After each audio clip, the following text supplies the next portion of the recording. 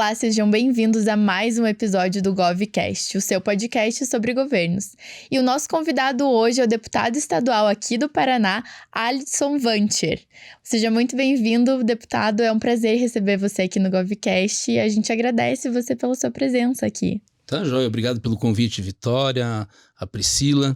É um prazer estar aqui conversando com vocês hoje, falando um pouquinho sobre quem é o deputado Alisson Wancher, o que ele pensa, quais as bandeiras que ele carrega, o que ele quer desse mandato como deputado estadual, como o resultado disso tudo. Então, é um prazer estar aqui para poder estar conversando com vocês, hein?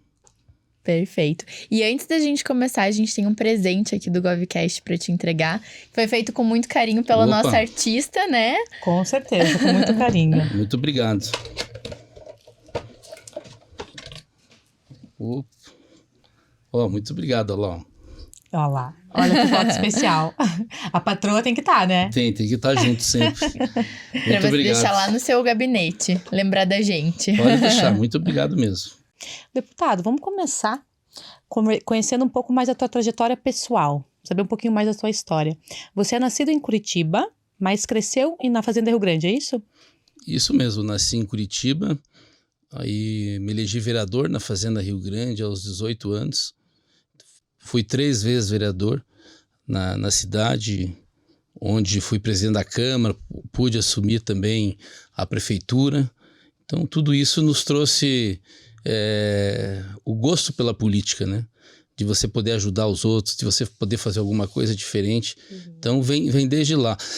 Na época, eu cursava engenharia civil, depois, em função da vereança, e por estar mais ligada à questão jurídica, eu acabei trancando a engenharia, fui fazer direito, hoje eu sou advogado. Então essa é mais ou menos o porquê que eu entrei na política, né? Aí em 2006, já conto tudo já. Em 2006 eu saí a primeira vez candidato a deputado estadual, eu fiquei de primeiro suplente. Aí em 2010 foi o meu pai que saiu deputado estadual, ele se elegeu. Em 2014 eu saí novamente, fiquei de suplente, primeiro, de novo. Aí em 2018 eu saí novamente, fiquei de primeiro suplente. E agora, na última eleição, em 2022, eu saí candidato, fiz 41.052 votos e acabei me elegendo. E hoje estou deputado representando o estado do Paraná, representando a Fazenda Rio Grande, Curitiba e toda a região metropolitana. E o seu pai, ele é deputado federal, né? Hoje o meu pai é deputado federal, é o coordenador da bancada do Paraná. Ele coordena os 30 deputados federais e também os 3 senadores. Tem uma parceria muito grande com o governador Ratinho na questão de encaminhar os projetos dos recursos que tem da bancada federal para poder, junto com os projetos que o Paraná tem, poder fomentar esse projeto e ampliar. Então, a bancada federal coloca um recurso num projeto do governo e o governo dobra esse valor. Então, isso tudo acaba ajudando os municípios do Paraná que recebem muito mais recursos. Mas eu fiquei numa dúvida. Quem ingressou primeiro na política? Foi você ou foi seu pai? Quem ingressou primeiro fui eu. Olha só. Eu imaginava que era seu pai. Não, fui eu. Você que puxou a Eu me elegi banda. vereador primeiro, daí quando eu me reelegi vereador, ele se elegeu prefeito. Aí ele foi 2 vezes prefeito, deputado estadual, e hoje está no 3º mandato de deputado federal. E como que surgiu a ideia de você se candidatar a vereador? A primeira vez foi meio Na louca. Não vou mentir que não foi. Na verdade, eles queriam que o meu pai saísse candidato e meu pai não queria sair. E acabou, eu não vou, mas eu coloco o meu filho. E eu acabei indo. Sobrou pra você? Acabou sobrando pra mim e acabei criando gosto. Acabei gostando da... Tanto é que pra mudar o curso da faculdade, né? De engenheiro pra advogado. Tudo que aconteceu, eu acabei mudando o meu foco. Gostei do meio da política. Na política a gente consegue mudar muita coisa. A política, quando ela é bem feita, a boa política, a política que é feita para o bem das pessoas, aquilo que você pensa em buscar, ela produz coisas boas.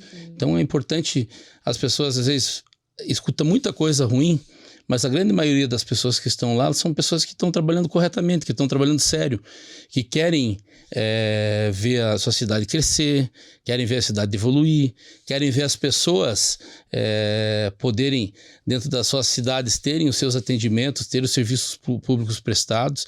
Então, quando se tem política séria, isso acontece. Bem os resultados. Isso eu consigo perceber agora como deputado, andando pelo Paraná, onde se tem prefeitos comprometidos, prefeitos que têm vontade de fazer, a cidade vai para frente que nem... Não tem como não dar certo. Não tem como não ir. Agora, quando você tem prefeitos que têm dificuldade, às vezes até por falta posicionamento, não escolhe direito a sua equipe, muitas vezes os deputados enviam recursos. Tem cidades que receberam 1 milhão, 2 milhões de recursos e não conseguiram fazer o projeto. E tem cidades que, quando você enviou o projeto, dali 15 dias está pronto. Então, essa é a diferença quando você escolhe bem e escolhe mal os seus políticos. Uhum, exatamente. Inclusive, aqui no GovCast, a ideia de criar o GovCast foi justamente por isso, porque nós duas somos duas apaixonadas pelo assunto de política, e a gente sabe que tem muita gente boa na política, que tem muitas ideias boas, que tem muitas pessoas que trabalham de uma maneira muito séria, querendo a evolução da sociedade, querendo a evolução do município, do estado. Então, é justamente para compartilhar essas boas práticas e contar aqui as novidades, as inovações, tudo que pessoas que trabalham sério estão fazendo de bom para os municípios e para o estado. E vocês estão fazendo um bem, acho que para o Paraná, e a internet ela não tem limite de fronteira de estado, né? Você acaba conversando para todo o Brasil, para todo o mundo até, e você acaba rompendo barreiras, rompendo barreiras certeza. E levando as informações que são importantes para as pessoas saberem.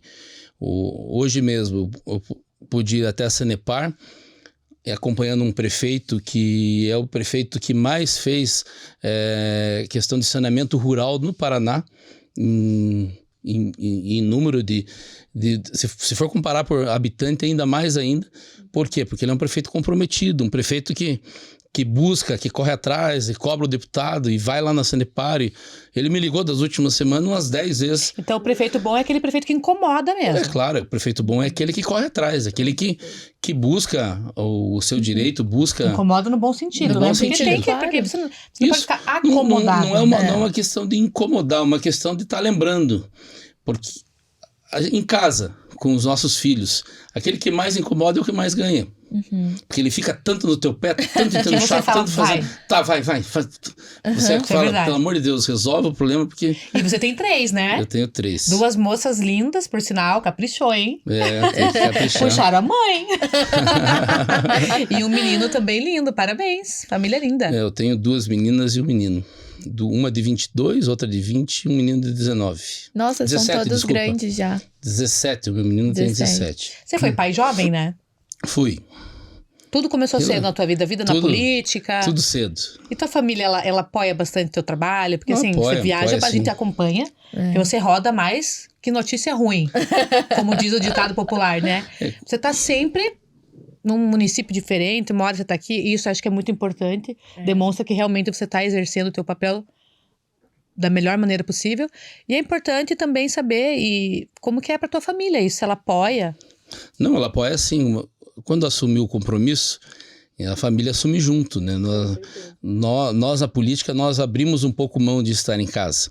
Isso é o dia a dia nosso. Uhum. Então, tem dias que eu ainda tenho a base aqui em Curitiba, região metropolitana, eu ainda estou menos longe de casa, mas os deputados que estão no interior, normalmente, ou eles têm que trazer a família para a capital, e aqueles que não trazem têm que vir na segunda e voltar na quarta-feira. Eles ainda estão mais longe, mas depois de quarta-feira, quando não tem sessão, normalmente nós estamos viajando, estamos andando, caminhando pelo Paraná, e que nós temos uma base muito extensa, que abrange praticamente o Paraná todo, em função do partido a qual eu presidia, hoje eu sou secretário-geral, que a gente acaba assumindo uma responsabilidade maior que só ser deputado.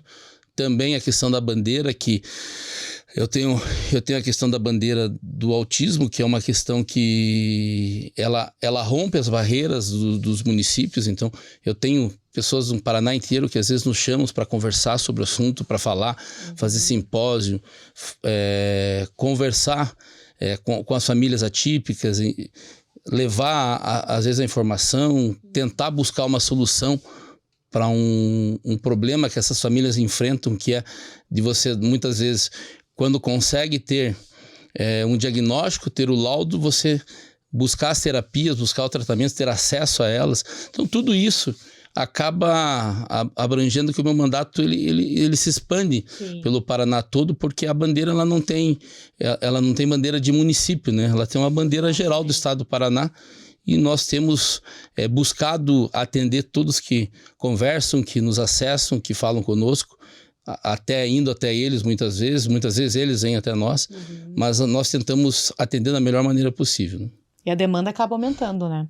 E é só quem realmente tem paixão por política para abdicar da família, né? Vários momentos que você poderia estar com a família, você está aí nos interiores, então é bom que o pessoal tenha noção que tem que ter paixão, tem que gostar.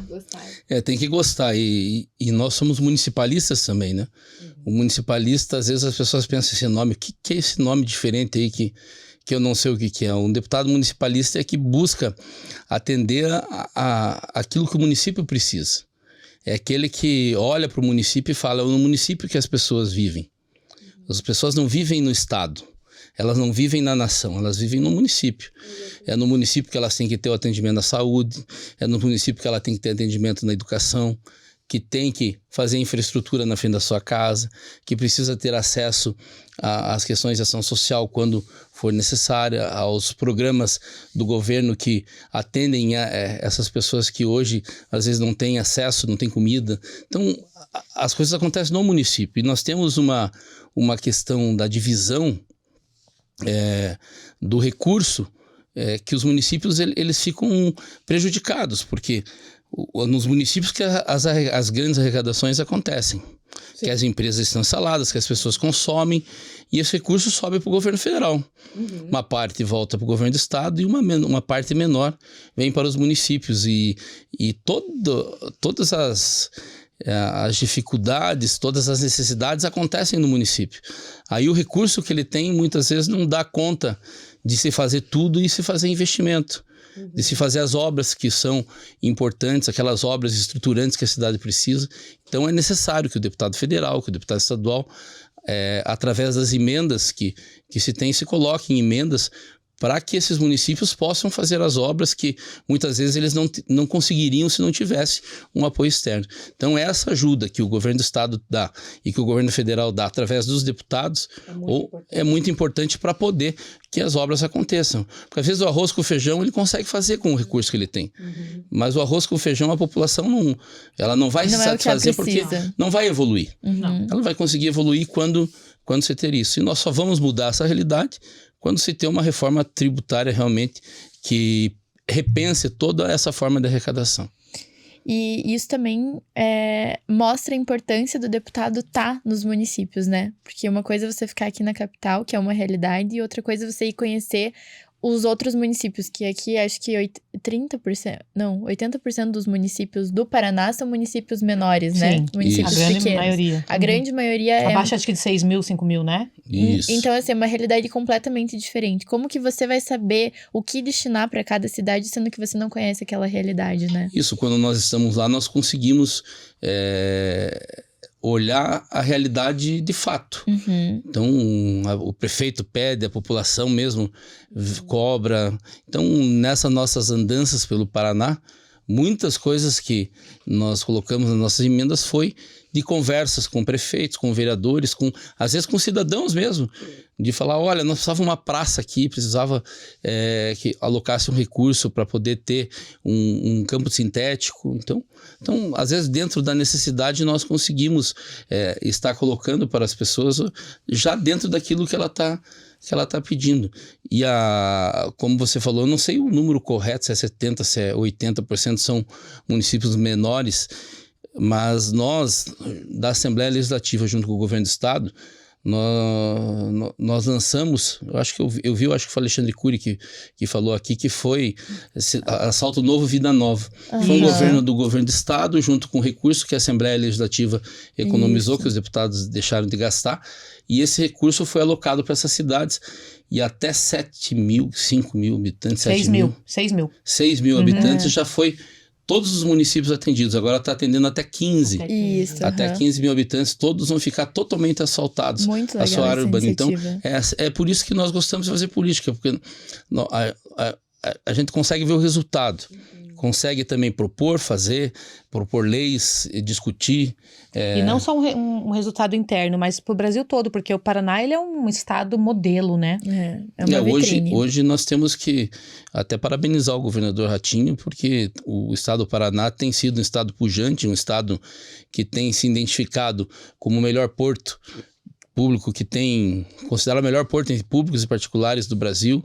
Nós somos o estado mais inovador, temos a educação mais bem avaliada do Brasil. Então, são ações que foram tomadas lá atrás que hoje o resultado aparece. Por isso que nós damos apoio. Hoje eu sou da base do governador Ratinho em função dessas conquistas todas que aconteceram.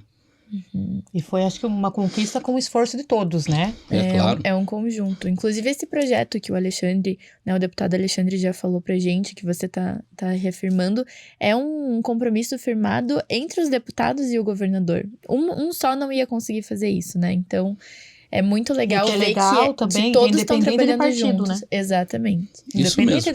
Todos os municípios. Então, não foi um município ou outro. Então, a Assembleia entrou com um valor, o Estado entrou com outro valor, foi feito o convênio, foram feitos os projetos de todas as cidades, onde a CECID, que é a Secretaria das Cidades, junto com o Paraná Projetos, eu acho que conseguiu montar todos esses projetos, e praticamente as cidades já estão aí asfaltando, e quem é atendido com isso é a população que precisa, que antes tinha barro, tinha pó, e agora tem o asfalto em frente à sua casa. Então, são projetos como esse que diz assim, vale a pena a gente estar na vida pública, vale a pena a gente ser político, vale a pena nós nos colocarmos à disposição da população para poder, dentro daquilo que nós podemos trabalhar, fazer com que as coisas aconteçam verdadeiramente.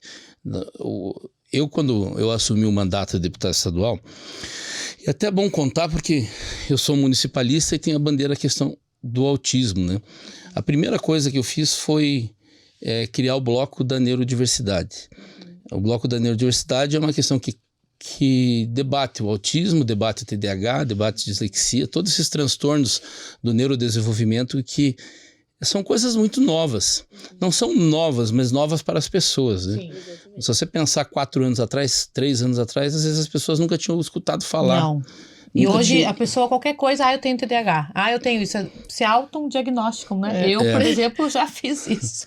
Preciso fazer o teste, né? Eu fui diagnosticada com TDAH quando eu tinha 11 anos, então naquela época já era um tabu. Já era um tabu enorme. Minha mãe falou, meu Deus do céu, o que aconteceu? Que eu não sei nem o que é isso, né? Não tinha muita informação. O que eu faço, né? E você deve ter sido diagnosticada em função provavelmente do colégio, que é o que nós observamos hoje. Eu tenho um menino, o Leonardo, ele primeiro foi diagnosticado por TDAH, depois ele foi diagnosticado por autismo. O TDAH foi porque ele não prestava atenção em sala de aula, qualquer coisa virava motivo para ele se distrair, para ele não prestar conta, ele não fazia parte daquele mundo dentro da sala de aula. Aí a psicopedagoga nos chamou, junto com as professoras, a regente e as outras, falaram, precisa investigar. Então, nós buscamos um neuropediatra, esse neuropediatra indicou alguns profissionais para fazer, então fez o diagnóstico TDAH. Ele acompanhando o Leonardo, com o tempo ele falou, eu vou te encaminhar para fazer, porque eu tenho convicção de que o Leonardo, pelo meu acompanhar, pela experiência, que ele também está dentro do espectro autista. Você não se apavore, ele já falou primeiro, porque normalmente os pais, quando recebem o diagnóstico, ele causa um apavoro, né? Um apavoro. O que eu vou fazer? O que é isso? Porque normalmente ele não sabe o desafio que ele vai ter. E todos têm um desafio grande e muitos têm um desafio muito maior. Aí nós fizemos toda a questão e realmente o diagnóstico fechou.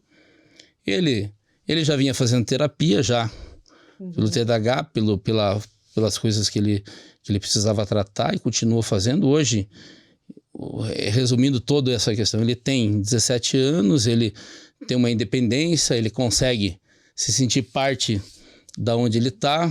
Claro que tem as ponderações que a gente precisa ter quanto à questão do transtorno que ele tem, mas ele vive uma vida normal. Ele vive uma vida tranquila, gosta de natação, ele gosta de ele ir da natação. Se eu chegar e falar, vou te levar, não, eu vou sozinho.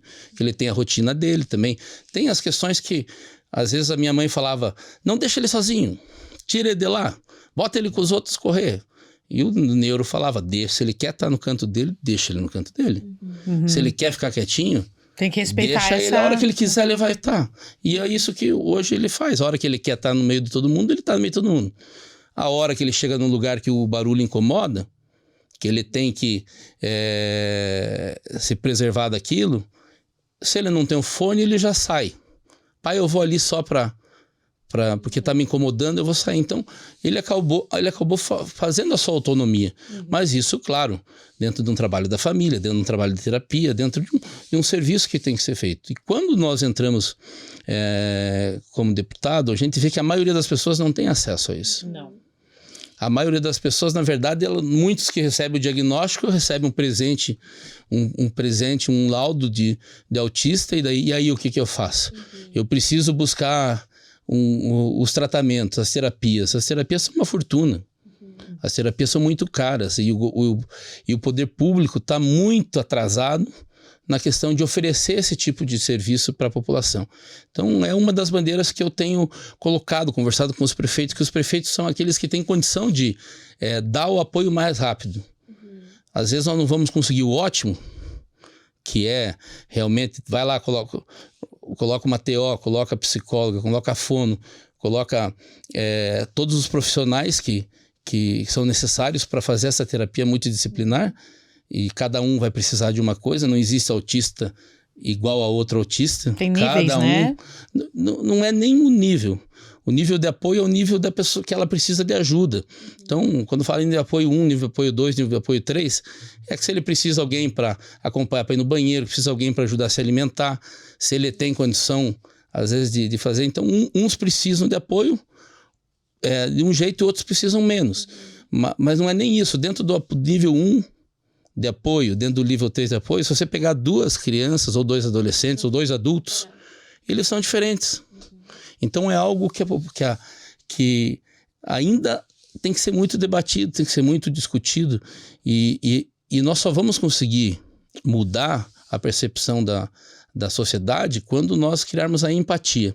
Por isso que nós criamos esse bloco, por isso que nós levamos o debate, por isso que nós mostramos a dificuldade, porque às vezes a pessoa romantiza a questão de se ter uma família típica, de se ter um filho autista, e às vezes não se coloca a dificuldade que a mãe tem.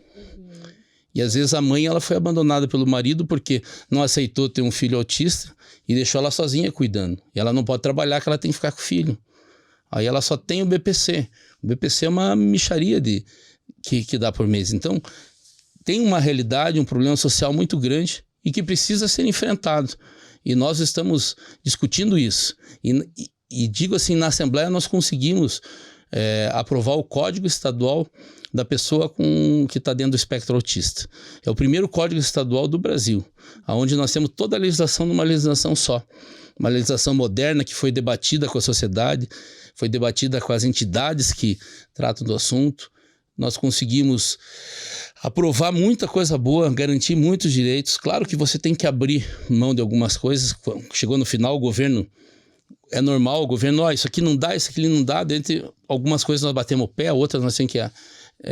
você tem que abrir mão, porque não adianta você querer o ótimo, porque às vezes o ótimo você fica sem nada. Então é bom você ficar com o bom. E nós ficamos com um documento muito bom, que vai entrar em vigência a partir de novembro, aonde o Estado do Paraná vai ter um atendimento, pelo menos uma legislação, para dar um atendimento muito bom para o autista e para a família do autista. Atendendo na questão do turismo, podendo fomentar, ó, vou dar uma ideia só para sair do básico, né? A questão de terapia, tratamento, tudo isso tudo preconiza, já preconizaram na lei federal. Mas a questão de se ter hotéis, se ter pousadas que sejam adaptadas e que tenham treinamento para atender a família do autista. Olha que legal. Por quê? Especial isso. Por quê? Porque se você pega uma criança que tem a seletividade alimentar muito severa, ela não come qualquer coisa. Ela tem que ter um local que normalmente às vezes os pais têm que levar de casa para fazer a comida da criança, porque ela come determinada coisa e só aquilo. Ou se ela tem uma crise, como que as pessoas, os colaboradores da pousada vão reagir. Eles vão tocar na criança, não vão tocar, o que eles vão fazer? Então, tudo isso pode ser ensinado, tudo isso pode ser treinado. E nós criamos um selo, que daí os hotéis, as pousadas, os restaurantes que tiverem o treinamento, eles vão ter o selo da empresa amiga do autista. Que vão poder ser que eu fiz no meu gabinete. Isso eu fiz no meu gabinete. Eu sou o primeiro gabinete amigo do autista do Brasil, que eu saiba.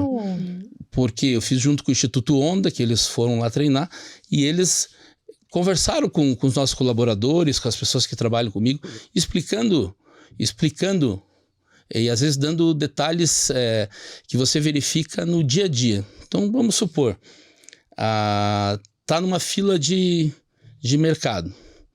O autista ele vai entrar na fila preferencial. Preferencial. E normalmente ele não é aceito quando ele entra na fila preferencial. Principalmente o adulto. Ele entra na fila preferencial, você olha um marmanjo desse aqui, porque você não olha para o autista e fala ele é autista.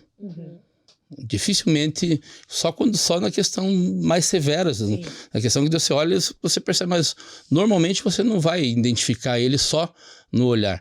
E daí as pessoas já começam... Eu sei de relatos de vários amigos autistas que tá na fila da pessoa. O que você está fazendo aqui? Da polícia, parar no lugar da vaga. O que você está parando nessa vaga que você não é tua? Então, isso acontece bastante. Isso só vai parar quando você levar a informação e ter empatia. Mas voltando. Então, tem um autista, tem uma pessoa idosa, tem uma grávida. Nenhum vai ter preferência sobre o outro. Mas o que o bom senso? Quando você começa a perceber que o autista está começando a fazer estereotipia, está começando a ficar incomodado, o que ele ensina pro caixa do negócio? Conversa com as pessoas e chama ele, porque ele vai. Se ele ficar daquela forma, a consequência daquilo... Sim. A chance de desencadear uma crise é muito grande. Isso. E daí depois que desencadeia uma crise, e isso vai... E é uma questão de senso, né? Porque mas é que se você não treinar as pessoas, elas não vão saber, não vão se conscientizar. Então, por isso que eu digo, o nosso maior objetivo foi criar a lei, foi tudo, mas é levar a informação.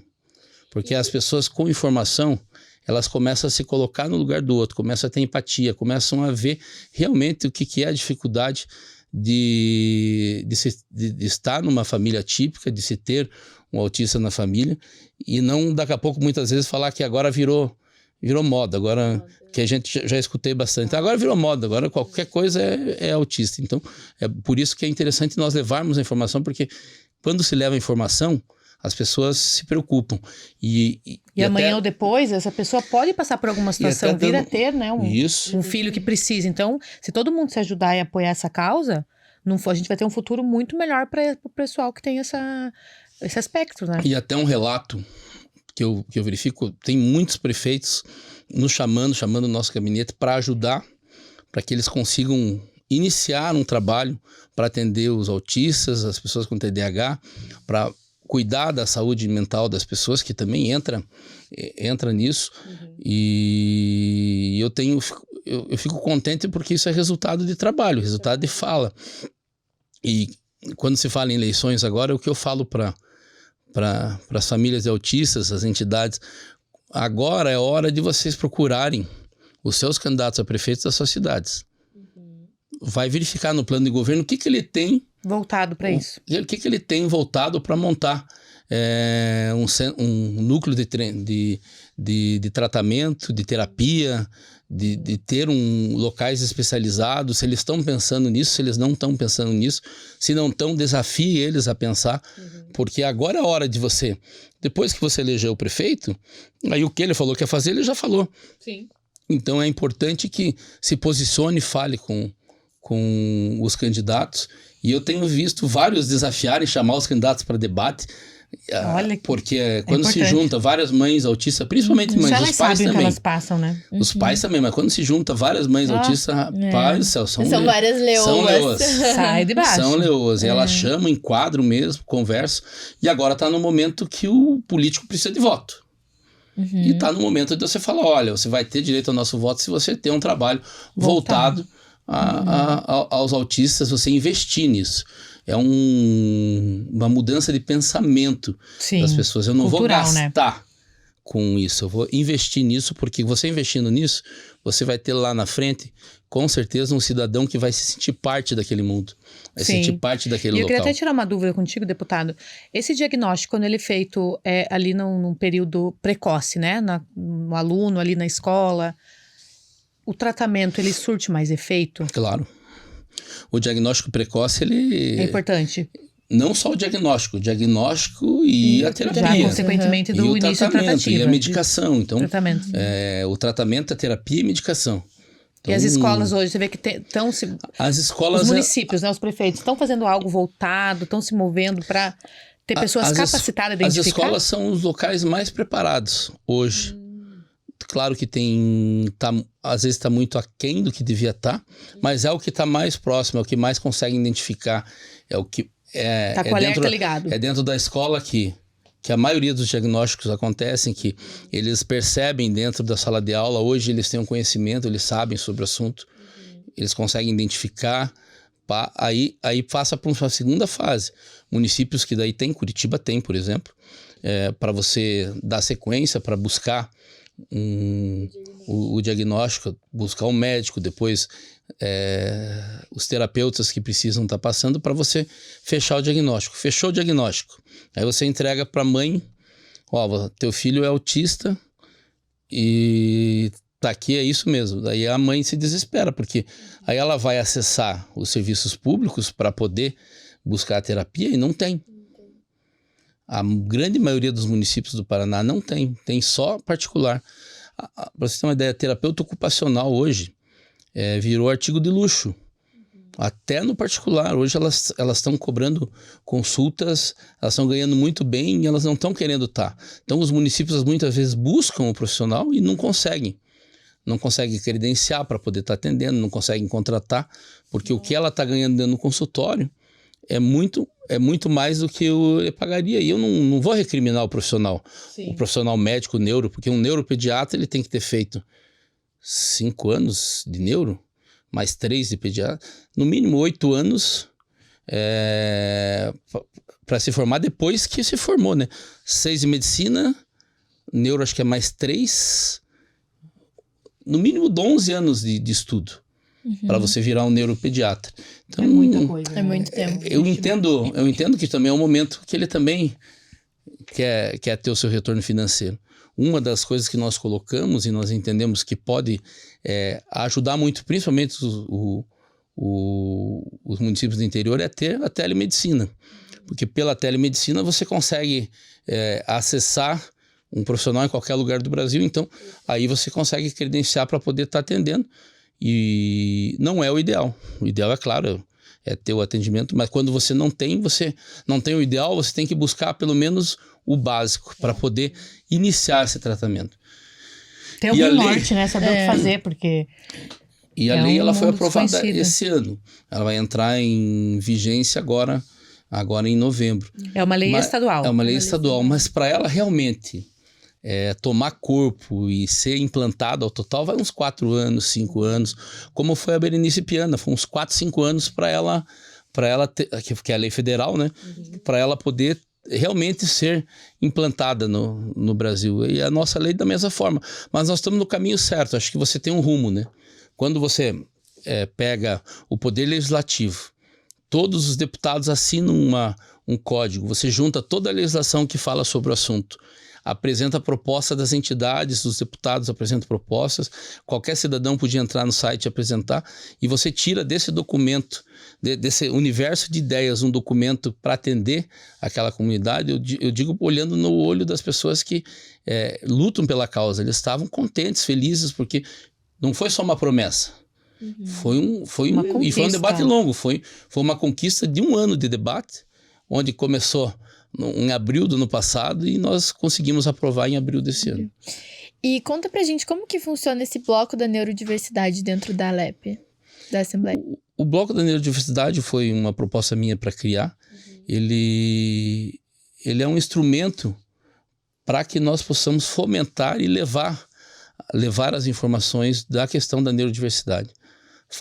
Nós já fizemos um simpósio de TDAH, trouxemos profissionais para falar sobre isso, para dizer para as pessoas. Um dia eu estava numa entrevista de rádio em Cornélio Procópio e eu estava conversando e daí a pessoa começou a me perguntar muito sobre TDAH. E eu comecei a dar alguns exemplos, né? Porque no passado, quem tinha TDAH era o cabeçudo, aquele que não aprendia, que não estuda, que não adianta, esse é burrinho mesmo, esse não adianta, vai para frente. E a pessoa não conseguia. E eu citei alguns exemplos e eu saí do estúdio. A senhora que limpava ali veio falar comigo. Você abriu meus olhos. Eu falei, o que foi, minha senhora? A minha filha, eu identifiquei ela em tudo que você falou ali. E eu não sabia o que ia acontecer. Eu já tinha abandonado ela. Eu tenho que pedir perdão para ela. Porque eu ficava acusando, apontando o dedo, fazendo as coisas. E você, pelo que você comentou, que você falou, você abriu meus olhos. Eu vou ver ela de outra forma, eu vou buscar o médico. Qual médico eu busco? Eu falei, procura um psiquiatra que é mais fácil de encontrar, leva ela no médico. Daqui a pouco ela se encontra ainda, dá tempo. Não, vamos sim. Então, é isso que nos enche de força para seguir, para fazer, porque nós estamos no caminho certo. E o bloco é isso. É simpósio, audiência pública, é debate. Na proposição da lei nós fizemos vários debates sobre isso. Através dele nós fizemos uma questão, um folder para falar sobre autismo, fizemos um folder para falar sobre TDAH. Nós também estamos pensando agora falar um pouco sobre dislexia, que é algo que atrapalha também muito, é um transtorno que atrapalha muito as crianças, principalmente para aprender, porque você acaba vendo tudo ao contrário, você escreve, é bem difícil também. E a questão do autismo é o que é o mais complexo, né? Porque o TDAH você resolve, se você tem a terapia e o remédio, é muito bom. Mas só o remédio já resolve muita coisa. Sim. E hoje, gente, na internet, o que tem de coaching diagnosticando o povo, gente, isso é um perigo. Não, tem que ter um diagnóstico médico. Um perigo, sabe? Então, o pessoal tem que buscar fontes seguras, né? Eu lembro que quando as professoras da escola me encaminharam para fazer os testes, foi uma série de testes que duraram semanas, assim, que você tinha que ir um dia, daí você faz um questionário lá, responde o questionário. A família também responde junto, né? Eu fiz esse também. Então. E assim, é muito legal ver você falando tudo isso, ver como que você defende e tudo que vocês estão fazendo, né? Você, a sua equipe e outros deputados também, que apesar de não carregarem essa bandeira, mas também apoiam prefeitos que buscam, que estão fazendo, né, um trabalho conjunto com você. Defender essa bandeira surgiu a partir do diagnóstico do seu filho? Ou foi uma coisa que já existia, um conhecimento que já existia antes? Não, foi a partir do diagnóstico do meu filho. A partir do diagnóstico dele que você acaba se colocando no lugar das outras pessoas. Né? Você acaba conhecendo do assunto, sabendo que se você não fomentar, se você não fazer aquela provocação, criança, você não provoca. Então, vamos dar um exemplo. O Leonardo ia no psicólogo e ele tinha um toque muito forte, tem um toque. E nós tínhamos que trabalhar isso. Então, ele tinha uma ordem de algumas coisas. Ele colocava primeiro a calça, depois a camiseta. E não tinha jeito de fazer o contrário. Aí a psicóloga falou, tenta quebrar. 1 dia, 2 dias, até um dia que nós conseguimos. Ele não se sentiu confortável de colocar primeiro a camiseta. Mas a gente mostrou que... Por que tem que mostrar? Para mostrar para ele que colocar a camiseta primeiro não vai mudar nada. Vai ser a mesma coisa. Se você colocasse no sanduíche dele invertido o presunto e o queijo, agora como que é que ele entendia isso, eu não sei.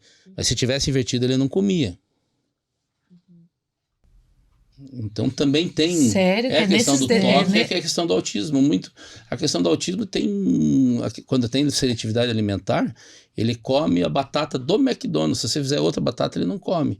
O meu não tem esse problema, eu como qualquer batata. Ah, que bom, mas eu vi um testemunho de uma pessoa que o filho dele só come a batata do McDonald's. Mas por quê? Porque a batata do McDonald's é igual aqui, na China, nos Estados Unidos, em qualquer lugar. Então ele faz a associação a essa que eu gosto. E não adianta querer experimentar. Quantas vezes eu já quis forçar ele a experimentar alguma coisa? Uma vez eu estava na Ilha das Peças, só tinha camarão e batata frita. E ele só na batata frita e nós comendo camarão. Falei, eu vou fazer ele comer camarão. Aí prometi uma coisa que ele queria. Foi dinheiro, na verdade. Falei, vou te dar 100 reais se você comer. Não, 100 eu não quero. 200. Aí 200, ele, tá bom. Ele pôs na boca, começou a mastigar, fechou a cara. Eu falei, não precisa, tá certo. Tá tudo certo. Mas pagou pelo menos. Claro, daí tem que pagar, né? Você prometeu, tem que pagar. Mas eu fiz ele pôr na boca, mas ele não... Ele... Mas isso foi mais para provocar, para brincar, para fazer agora... incentivar de uma forma incentivar também, de uma né? forma, para ver se ele gostava, porque ele não experimenta, né? Uhum. É difícil, e isso faz parte da característica do autista, né? O autista, ele faz o dia a dia dele, ele faz o cotidiano, a rotina, e não sai da rotina. Ele tem a rotina dele, dificilmente ele sai da rotina. E quando sai da rotina, sai do conforto, normalmente ele sente... Gera isso, um desconforto. Por isso que o desconforto gera em quem é nível 1 de apoio e quem é nível 3. Então, quando sai do campo dele, da onde ele domina, ele vai se sentir... Ele vai... Não são todos que vão ter crise, mas ele vai se sentir um peixe fora d'água. Ele vai ver que ali não é o lugar dele. Não é aquilo que ele gosta de comer, não é ali que ele gosta de estar. O barulho está muito alto. E ali daí já gera um Tem desconforto monte de pessoa, emocional muito começa grande. Um monte de gente falar em volta, aquela falação em volta começa a deixar ele nervoso. Então, isso eu identifico, eu identifico nele quando tá, mas a pessoa tem que fazer as suas defesas. Então, nós temos que fomentar para ele conseguir se defender disso. Então, quando tá muito barulho, ele sai. Porque nem sempre vocês vão estar perto também, né? Nem sempre vai estar perto. Na infância, quando ele não percebia que sofria bullying às vezes, né? Mas quando ele percebia, ele tinha uma reação muito violenta. Ele é grande, ele é forte. Aí a psicóloga trabalhou ele para não ter uma reação violenta. Aí qual foi a reação que ele passou a ter? A chorar. Também é errado. Sim. Então, hoje ele consegue ter a reação correta, mas isso é através de trabalho, através de terapia, através da família falar, porque não adianta só fazer a terapia, porque às vezes a família pensa, eu vou lá levar no psicólogo, vou levar na terapeuta, vou levar na TO para fazer a terapia ocupacional dele, e ele vai se resolver. Não, eles vão fomentar um pouco ele, porque quem fica a maior parte do tempo com a criança, com o adolescente? É a família. Então ele vai fazer um pouco da terapia lá e o resto ele tem que fazer em casa. As famílias precisam fomentar. E também precisa... E ter essa responsabilidade. E é necessário também se ter o amparo, que isso a gente colocou na lei, da questão de cuidar da família também. Da mãe, do pai, porque eles têm eles acabam tendo também um problema psicológico muito grande. Porque muitos entram em depressão, muitos não conseguem, porque... É difícil, é um dia a dia difícil. Se você ouvir relatos que eu escuto de famílias que às vezes não têm o que comer quase em casa e tem que pagar a terapia, eles emprestam dinheiro para pagar, para levar o filho no médico.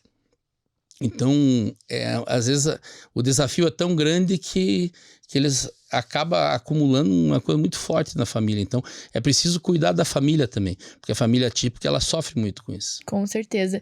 E, deputado, qual que é a sua perspectiva para para a implementação desses tratamentos em municípios que não são municípios grandes, né? Igual a gente fala de Maringá, Curitiba, Cascavel, Foz, enfim. Cidades grandes a gente sabe que é muito mais acessível, né? Muito mais fácil de ter essa terapia ofertada pelo Estado. Qual que é a perspectiva em municípios pequenos? Eu digo assim, a perspectiva é hoje nós levarmos a informação, convencer os prefeitos que precisa abrir uma clínica de tratamento diferenciado, sei lá como chama, o governo federal falou em fazer grandes centros de referência para isso, até está na lei que foi aprovada, e isso está na lei estadual também, desmontar centro de referências para estar atendendo.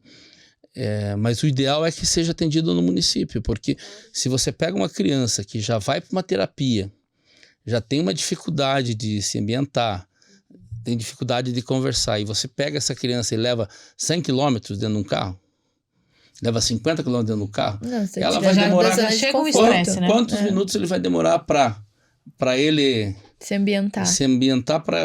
Começou a terapia, 15, 20 minutos ele perde. Uhum. E às vezes a terapia é 40, ele vai... Porque ele já chega eufórico nessa viagem, né? Já chega, normalmente já chega. E quando tem que ir de ônibus? Nossa, aí... Tem uma mãe que falava para mim que o filho ia no ônibus e ia chutando a canela dos outros. E daí ela escutava, mãe que não educa o filho. Mãe que... Então, é complicado. A vida das pessoas tem um desafio muito grande, até aqueles que conseguem ter acesso à terapia. Mas eu penso que nós temos conseguido evoluir muito. Se você pegar um tempo atrás, não se falava do assunto. Hoje é um assunto que está na pauta das campanhas políticas, as pessoas estarem dizendo para estar atendendo, mas está na pauta por quê? Porque as pessoas se organizaram e estão falando do assunto. E eu que estou aqui, levantando a mão lá, ninguém tá me vendo, eu preciso que atenda meu filho. E daí não é uma mãe, são várias, e aí você chama a atenção do ente político, né, do candidato, porque você não está falando de uma pessoa. E é uma coisa que você consegue atender não só as famílias ali. Acho que todos ficam contentes quando você atende as famílias atípicas, conseguir incluir elas. Quando se fala em inclusão, é isso mesmo, você tem uma verdadeira inclusão. Sim. Eu costumo falar assim, às vezes as pessoas falam, nós temos que deixar o lugar, a pessoa tem que se sentir incluída, mas o lugar tem que estar adaptado a ela. Não ela se adaptar ao lugar. Exatamente. Porque às vezes as pessoas acham que ela tem que chegar aqui e se adaptar. Não, o lugar tem que estar adaptado para a pessoa. Se é um cadeirante, tem que ser um cadeirante. Se é uma pessoa que está dentro do espectro autista, tem que estar acomodado para ela. Hoje no Couto Pereira tem uma sala, que um camarote, onde os autistas podem se credenciar, acho que Instituto ICO, se credenciam, vai lá, você pode ver o jogo. Eu já pude ver o jogo lá para poder ver. Lá o que é? Você não tem som de fora, o som de dentro é por microfone, você controla o valor, é tudo isolado, tem as questões. Então, eles podem estar lá, Sim, num lugar público, assistindo um jogo, e o lugar é adaptado a ele. Não ele se adaptar ao local. Sim, porque muitas vezes uma criança autista não vai conseguir ver o jogo no meio dos outros ali, naquela barulheira, naquela confusão. Então... E às vezes tem vontade, é algo que gosta, mas não vai conseguir por conta disso. É a tal da inclusão, né? Isso. A possibilidade de... Eu queria saber, deputado, nesse teu trabalho todo, você teve muita resistência política? Como que está sendo o apoio dos colegas deputados voltado para essa pauta tão importante, que é a tua bandeira, né? Não, resistência eu nunca tive, não. Eu vejo que as pessoas, elas até ajudam, entram junto à bandeira, tem conhecimento. Muita gente que às vezes não conhecia do assunto. Um deles é meu próprio pai, que criou a frente da neurodiversidade lá em Brasília.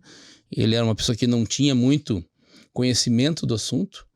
Aí eu falei com ele, conversei com várias entidades do Brasil. Nós conseguimos pegar a assinatura de 200 e poucos deputados. A frente já foi criada, foi instalada, para ir lá em Brasília, onde as leis acontecem de verdade, né? Sim. É lá que pode se modificar. Muita coisa, às vezes, do TDAH, que precisa aprovar no CONITEC, que é um conselho da aprovação de remédio. O TDAH adulto não pode ter remédio porque o conselho acha que o remédio não... o remédio não tem garantia de eficiência. Como não tem garantia de eficiência? Tem sim. Claro que tem. Nós sabemos que tem. Mas eu já tenho dentro do gabinete uma estrutura também jurídica que ajuda as famílias também a buscar os seus direitos. Então, se precisa às vezes buscar, eu já tenho decisões que eu sei que a pessoa conseguiu o Venvance que o governo pague. Porque foi buscar, se garantiu, buscou os laudos corretos, da mesma forma... O Venvance é do TDAH. Do TDAH. Olha lá. Como... Que é caro. Você tá precisando. Que não inclusive. é todo mundo... É verdade, eu tenho que comprar o meu. Tá aqui a minha amiga de longa data e minha colega de trabalho de todo dia. Meu marido ali também, pra falar o quanto faz diferença, Eu conversava né? com ela semana passada e eu senti que ela tava respondendo, mas ela não tava ali. Ela tava assim, ó. Eu vou falar, tá bom. Ela não vai falar. Mas isso... Ela não, na segunda-feira eu perguntei, ela nem lembrou que eu tinha falado com ela. Falei, não, mas eu falei pra você. Tá certo. Mas isso é o que mais faz, postergar. Depois eu faço. Depois isso todo mundo reclama de mim também. Mas Tem TDAH? Eu tenho TDAH e bem... Se você perguntar pro pessoal que trabalha comigo, eles se perdem. Mas às vezes o pessoal pode achar que é desculpa, mas não é desculpa, é que hoje eu não cheguei atrasado. Hoje combinaram no horário, eu cheguei, mas normalmente eu chego atrasado. E é engraçado, a gente fica, não, tá cedo pra ir. Tá cedo, esperando a hora de se atrasar. Daqui a pouco eu me distraio, olho e falo, ferrou. Eu saio voando. E chego atrasado. Essa frase, inclusive, eu ouço bastante do Keno. Você tá esperando pra se atrasar. Ah, não, isso... E às vezes é uma coisa inconsciente, não é uma coisa, eu tô aqui, vou demorar pra chegar atrasado. Não é isso, é uma Você perde questão... a noção do tempo, né? Se atrasar com calma, ele fala. Que falta... O TDAH falta dopamina, né? Que é o neurotransmissor que está aqui no lobo frontal. Então, você precisa criar essa dopamina. Então, o Venvance cria essa dopamina. Então, ele cria... ele faz esse efeito. E quando você toma... normalmente, quem descobriu de forma tardia, ele começa a tomar o remédio e ele fala, meu Deus do céu, parece que a minha vida mudou. Eu sou outra pessoa. Sou outra pessoa, mas realmente ele consegue se concentrar, ele consegue fazer as coisas, ele para de procrastinar, de deixar para depois, ele faz na hora. Então, eu aprendi, porque eu passei, eu fui um que descobri, eu tinha, mas eu nunca tratei, nunca fiz. Eu tratei na hora que o meu filho descobriu, que daí, quando eu vi que ele tinha, eu tinha igual. Falou, então eu falei, vou tomar junto o remédio. Fui no médico, descobriu que tinha. Mas eu fiz algumas técnicas para conseguir. Então, eu não consigo ler 2 vezes. Então, eu condicionei meu cérebro a ler uma vez e aprender. Então, eu leio uma vez e eu faço uma apresentação. Mas isso foi uma questão de condicionar o meu cérebro para isso. Você acaba criando outros métodos. Você cria método para você superar aquilo. Então, porque se eu tiver que ler... Eu vou fazer uma consulta pra ver se eu não tenho. Porque às vezes eu penso assim, ó, eu tenho que ir lá na cozinha pegar um negócio. Aí eu vou na cozinha, pego um outro negócio que não era pra eu pegar. Mas eu fiz isso hoje. Aí na volta eu vou lá e pego o meu celular. Aí eu fico no meu celular. Eu pego o celular pra ver a hora, por exemplo. Aí eu já entro na rede social e fico. O que eu ia fazer mesmo no meu celular? Eu não tô, sabe? Eu tenho que ver se eu não tenho um pouquinho de alguma coisa. Vou te comentar uma. Esses dias eu falei pra um deputado ali no plenário. Falei, tal pessoa tá... mas qual que é o telefone dele? Daí eu peguei, beleza, só pra eu pegar. Peguei. Aí vi uma mensagem, vi outra, peguei ele. E o telefone? Eu falei, tá, deixa eu pegar pra ver. Ele me pediu 3 vezes o telefone. Nossa senhora, divaga muito rápido, né? É que eu li o pessoal conversando comigo, eu já comecei a conversar, outra coisa, você já esquece. E eu já esqueci aquilo que a gente tinha me falado. Claro, quando é coisa que você tá focado... Quando tem o hiperfoco que fala, né? Quando é aquilo que te cria dopamina, aí você não precisa do medicação. Mas normalmente a maioria das coisas que você precisa fazer na vida não é coisa que você faz por prazer, você faz porque precisa fazer. Então você precisa estar medicado, é importante também. Porque o TDAH, da mesma forma que o autismo, ele prejudica muito a pessoa. Ele faz a pessoa não se sentir. Muitas vezes, a pessoa que tem TDAH, quando não é tratada, ela é deixada de lado. Ela é burrinha, ela que não sabe, que não aprende. E ela começa a trazer isso para ela. Eu sou burro mesmo. Ela começa a acreditar, pra né? mim não adianta.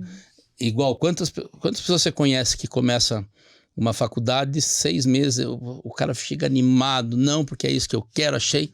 6 meses depois ele abandonou, já tá. Não, mas eu vou fazer outra. Ele consegue emendar uma coisa na outra com a mesma vontade. Não, eu já vou fazer agora. Eu estava fazendo agronomia, agora eu vou fazer administração. Daqui a pouco ele de administração, não, eu vou fazer medicina, eu não quero mais. Ele começa um monte de coisa e não termina. Começa a trabalhar em vários empregos e não aguenta ficar. Não se acha. Né? Faz vários negócios que ele começa, você fala com a pessoa animada, vou ganhar dinheiro, o negócio tá bem. 4 meses depois ele, não sei se é isso, não sei se é aquilo. Então, isso são sinais de TDAH. E isso frustra as pessoas. Vou falar pro meu irmão. Causa depressão nas pessoas. Né? Então, porque ela acha que ela é incapaz, mas não é. Não é. Ela tem um problema de neurodesenvolvimento. Déficit de atenção, né? Que é o déficit de atenção. E ele precisa só tomar uma medicação. Alguns precisam também fazer a terapia. O ideal é fazer os dois, mas a medicação já resolve 90% dos problemas. Não sendo médico aqui, mas já não, mas já tá acendendo umas luzes aqui. E, deputado, considerando o cenário atual político, né? O que você vê para o futuro, né? Voltado para o pessoal que tem deficiência física, neurodeficiência, enfim. Eu entendo que a população está muito mais empática quanto a isso. Ela está se colocando no lugar das outras pessoas. Nós estamos vendo, andando pelo Paraná, vereadores, prefeitos que querem buscar dar atendimento às pessoas que precisam, fazer locais que sejam adaptados. Esse dia eu estava numa cidade, não vou falar o nome da cidade, mas estava numa cidade, num evento onde estava o governador. Era um salão de igreja.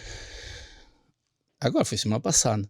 Daí eu entro no banheiro, junto comigo entrou um cadeirante, com a mãe empurrando, e não tinha nenhum local adaptado. A cadeira não entrava em nenhum banheiro.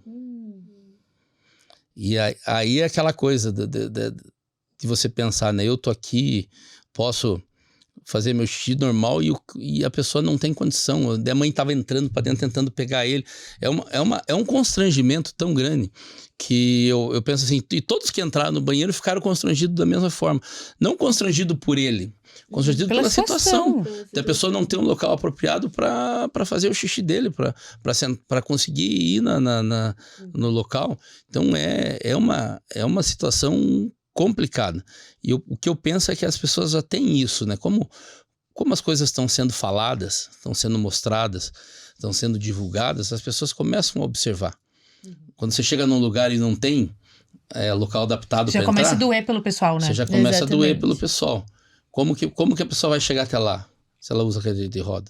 Como que ela vai se sentir parte daquilo se o local não é apropriado para ela? Então, principalmente locais públicos. Então, você vai fazer as vias hoje, as calçadas, tem que ter as rebaixadas para fazer, tem que ter o local para o cego, aquele paver diferente, que eu não sei o nome, mas para fazer. Então, são coisas que o governo já está exigindo. Então, eu penso que as pessoas já estão mais atentas a isso. Eu fui estacionar agora aqui na frente, quando cheguei tinha a guia rebaixada ali.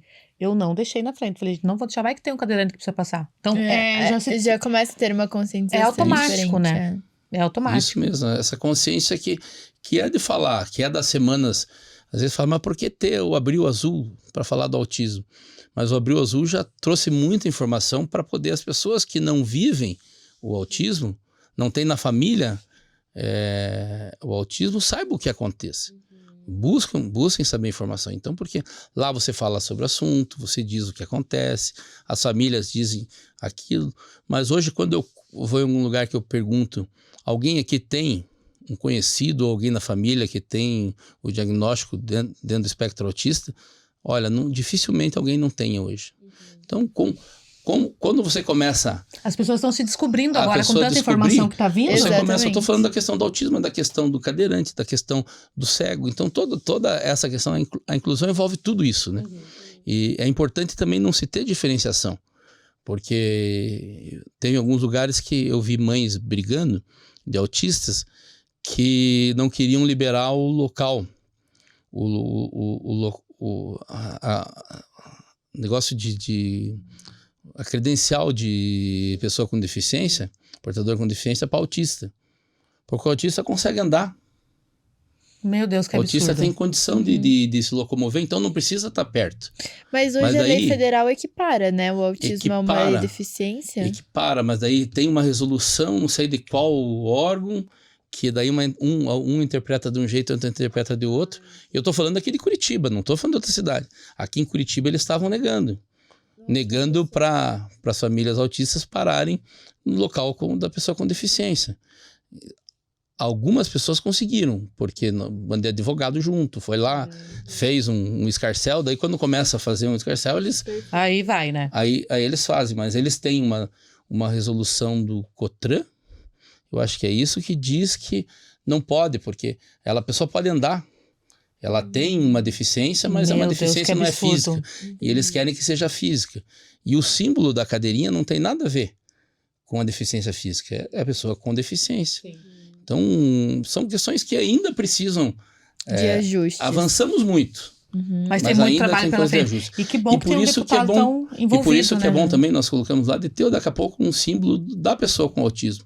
Mesmo que Agora, se tem sinta... lugares que já tem, né? Tem, alguns lugares já tem. Alguns lugares Mas eu não já é vi, obrigatório. Agora, depois da lei, vai ter alguns lugares obrigatórios. Porque quando você para no local da pessoa com deficiência, muita gente ainda não tem essa visão que o portador de deficiência também é o autista, também é a pessoa cega, também não é só o cadeirante. Sim. Porque como o símbolo mundial, que é aquela cadeirinha, eles até tentaram mudar, mas não conseguiram, é a cadeira, todo mundo já entende que é só o cadeirante, mas não é. E, então são questões que... Mas o que eu digo assim, eu penso que melhoramos muito e temos muito a avançar. E para avançar precisa ter locais como nós estamos fazendo aqui no podcast, falando sobre o assunto, conversando, levando informação, conversando com as pessoas, porque assim você vai fazer com que mais gente ouça, mais gente escute sobre isso, mais gente seja desafiada, e o desafio maior é aquelas pessoas que têm mandato, principalmente no executivo. O governador Ratinho, através da Secretaria de Saúde, já, com a aprovação da lei, já se colocou à disposição de ter uma questão, mas principalmente nos municípios. Porque não adianta o Estado fazer grandes centros e as pessoas lá do meio do Paraná não vai conseguir ter acesso a isso. Então, há necessidade, daqui a pouco, de se ter um trabalho dos municípios, os prefeitos entenderem e compreenderem que há a necessidade hoje de se investir nisso. Se precisar fazer 1 quilômetro de asfalto a menos no ano, faz 1 quilômetro de asfalto a menos no ano, mas atenda, porque nós temos que pensar nas pessoas, né? Exatamente, concordo. Pensar, às vezes de pensar em obra, coisa que dá, pensar nas pessoas que precisam ser atendidas, e nós vamos conseguir isso. Tem coisa que dá para esperar, né, deputado? Tem coisa que dá Tem para coisa esperar. que não dá. E Porque como você o disse... orçamento é o mesmo. Ele vai ter que deixar de fazer alguma coisa para Sim, atender isso. sim. Mas eu acho que vale a pena. Se eles pensarem, se colocar no lugar dessas famílias, ele vai ver que vale a pena ele estar investindo nisso. E como você disse, tudo acontece no município. Então, nada mais justo e mais proveitoso que esse tratamento seja feito também, aliás, preferência nos municípios, né? Isso mesmo. Dar o acesso a um médico especialista, dar o acesso às terapias que são importantes, e junto disso você pode pensar não só na questão do autista, do TDAH, mas você pensar na questão de ter da saúde mental, que também é um problema sério. Hoje nós convivemos dentro de um mundo que as pessoas estão doentes e entram em depressão, tem como aumentou síndrome o número, do né? pânico. Agora, essa semana passada, foi aquele cantor, o Zé Neto, Zé Neto. cancelou todos os shows, falando que com todo o dinheiro que ele tem, com todo ele se Aquela sente sozinho. Deolane também, influencer. Então, são questões que precisam ser tratadas. E quando a gente trata o povo, quando trata as pessoas, você dá condição de elas serem tratadas, lá na frente não vai estourar, porque essas pessoas que entram em depressão, que daqui a pouco precisam ser internadas, depois que estourou, não adianta você querer remediar, você vai ter que internar, você vai ter que gastar. O gasto lá é muito maior do que se tivesse. Muito maior do que se for uma prevenção, né? A prevenção aqui atrás. E não é frescura, né? Hoje o pessoal acha que depressão é frescura, não é. É a doença da alma, como dizem, né? E acaba sendo pior do que qualquer outra coisa. Então tem que ser cuidado, fazer um trabalho preventivo, né? Muito importante mesmo. E é difícil a pessoa admitir que tá doente, né? O Zé Neto foi um que estava desde 2020 e não estava aceitando, não estava admitindo, porque ele tinha até vergonha. Eu vi um post, né, do parceiro da dupla, que ele tinha vergonha de assumir essa fraqueza dele. Porque você abrir essa ferida, ainda mais pro homem, né? Aí ele entrou no álcool, né? Aí ele, na cachaça. Aí quando não teve mais jeito mesmo, que era assim, Deus que me perdoe, ele já estava a ponto de fazer uma M, né? Não vou falar o nome. A família internou ele. Porque ele acaba tentando achar algo um alívio, escape, alguma né? coisa. Um escape. E, deputado, agora pra gente finalizar, né? Infelizmente a gente já tá acabando aqui o Falamos nosso bastante, tempo. já. Falamos bastante, mas não falamos tudo, então já fica o convite pra você voltar. Mas antes, pra gente finalizar, a gente queria saber de você, qual que é a mensagem que você deixa, né? A gente tá num ano eleitoral. Então, qual que é a mensagem que você deixa pros novos prefeitos, os novos gestores, né? Os vereadores que também trabalham no legislativo de cada município, que também tem, né, a sua influência. Qual mensagem você deixa para esses novos gestores? Eu primeiro deixo a mensagem para a população. É importante a população se preocupar bastante com a eleição que vai acontecer agora em outubro, dia 6 de outubro, porque quando você escolhe vereadores e prefeito, às vezes você não tem a ideia da importância que esses cargos têm. Digo para para vocês e para quem está nos assistindo, que é mais importante até que o governador e o presidente da República. Porque se você não tem um prefeito que administra a cidade de uma forma correta, que tenha cuidado com o dinheiro público, que cuide para ter todas as certidões, que possa pegar os investimentos que vai até ali e aplique e isso vire serviço público ou obra pública para a população, a cidade para, a cidade fica estagnada. Tem municípios que o prefeito entrou, teve um mês que teve a certidão negativa do Tribunal de Contas e o restante ele não pôde nem receber nada, nem receber convênio, nem receber recurso. Quem perde é o cidadão, quem perde é a cidade, quem perde é a população. Então, eu digo que é o mais importante porque o presidente da República pode querer ajudar o município, o governador pode querer ajudar o município, se ele não tiver trabalhando de uma forma correta na questão da economicidade, de cuidar, ter zelo com o dinheiro público, de cuidar da questão do pessoal que trabalha na prefeitura, daqui a pouco ele extrapola o pessoal, investe que tem que investir em saúde e educação, quem perde é o município, porque os recursos acabam não podendo ser enviados para o município. Então eu não vou falar nome de cidade, mas tem cidades do Paraná, se você procurar, que aconteceu isso, que em praticamente 4 anos teve um mês que deram uma liminar no Tribunal de Contas para ele poder assinar um convênio que foi assinado e só. É muito pouco. Então é necessário que a população pense bem, analise os candidatos a prefeitos. Acho que você tem que se identificar com o candidato. Ver se ele tem o mesmo pensamento que você. Pode ser até a questão ideológica, pode. Ver se tem a mesma bandeira que você defende. Se aquilo que você acha que deve fazer, ele está falando, ele está se comprometendo. Se ele está na reeleição, se ele já fez o trabalho que ele tinha que ter feito. Olha, ele foi um bom prefeito, fez tudo, merece mais 4 anos. Beleza, olha, não merece, vamos procurar o outro.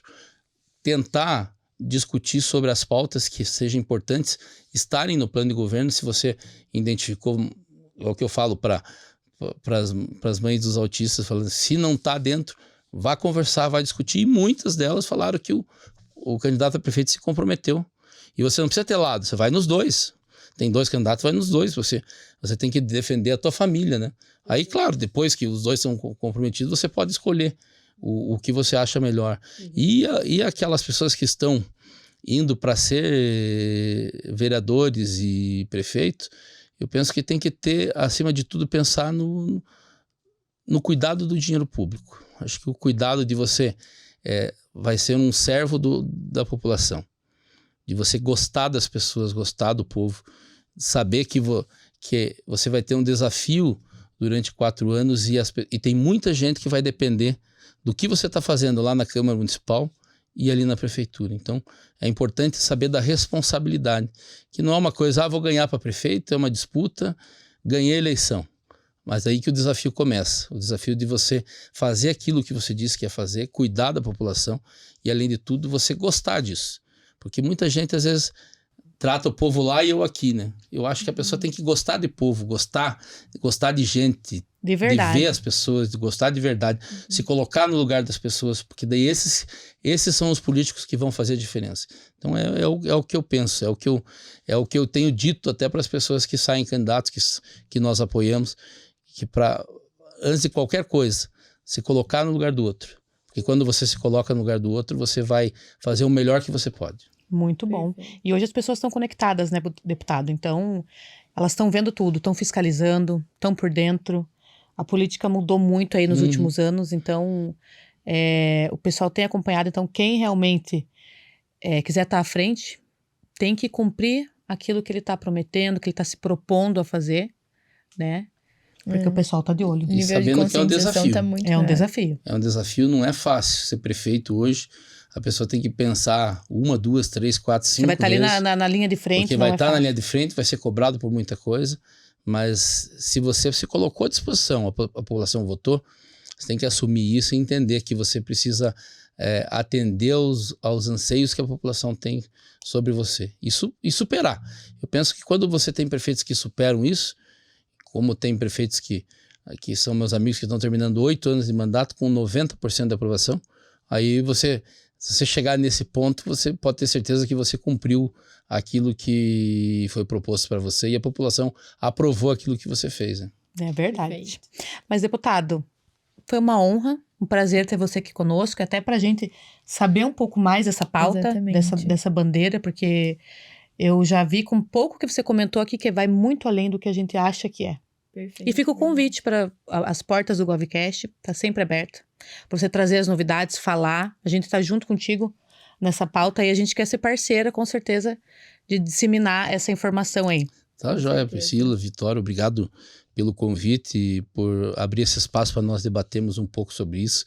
Não fiz uma discussão técnica aqui, eu falei bem a linguagem para a população entender, porque daqui a pouco a gente vem e fala um monte de coisa técnica, as pessoas não entendem nada, não conseguem se identificar com a questão. Então eu quis falar mesmo o que eu vivi, a realidade, o que a gente vê que as famílias vivem e dentro disso nós estamos à disposição quando tiver outra oportunidade, nós vamos estar aqui sim, vamos conversar sobre isso e muitas outras coisas que nós estamos trabalhando aí no nosso mandato, pelo nosso Paraná. Perfeito.